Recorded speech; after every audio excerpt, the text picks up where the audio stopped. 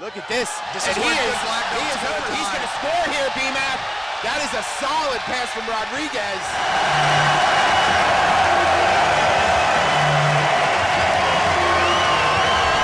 What's up, guys? It's your boy Nicky here with J-Rod at B Team Jiu-Jitsu in Austin, Texas. And today we're going to be going over my phenomenal pass against the world-renowned Felipe Pena.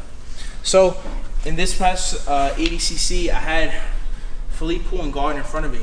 Every time he looked to sit up, I looked to force him back down in a supine position. So we had to play this game to where he's on his back, he's sitting up, and I'm forcing him flat. This over time makes my opponent want to sit up more and more. It makes him a bit more eager to get out of this supine position. So again, sit up. Every time he sit up, I look to force him flat and then begin tracking and cross-stepping towards the direction I want to pass. From here, I did a good job of stepping my left leg in between Felipe Pena's feet. And I'm shallow. Note that I'm not very engaged from here. I'm just in between his feet, very shallow. Now, I understand that he's going to want to sit up from here. So as he sits up, I look to high step and get towards my opponent's hip line. But as I went to high step, he began pushing out his knees, and it made me slip and fall in a position where I'm kneeling in front of my opponent. From here, I gave me just enough time and room to start locking my hands around my opponent's hips. Whenever I'm looking to lock my hands, I have to be aware that I want to draw his knees and elbows away from his midline so that I'm able to lock my hands.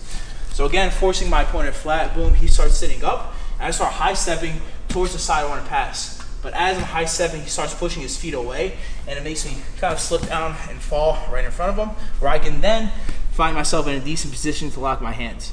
From here, I look to slide my right knee up towards my opponent's hip line, and from here I can start releasing my body lock and start collecting head and arm position. From here, it's pretty easy for me to start getting my butterfly hooks in, raise my hips up off the mat, bring my knees to the same side, and ultimately complete the pass. So starting from a supine position, anytime Felipe Pena looked to sit up, I was adamant about pushing his back towards the mat again. So from here, I look to step my left leg shallow in between my opponent's foot with the knowledge that he's going to sit up. As he sits up, I look to high step and get to the hip line, but ultimately he starts pushing his knees away, and it makes me lose my footing, and I end up in a position where I'm kneeling in front of my seated opponent. From here, I look to grab and lock my hands around the lower part of my opponent's waist, as my upper body does a good job of getting my opponent's back flat towards the mat. From here, I take my right knee and I slide up my opponent's hip line, where I find myself in a more deep half guard. From here, opponent's usually framing on my face, and it's pretty easy for me to acquire head and arm position.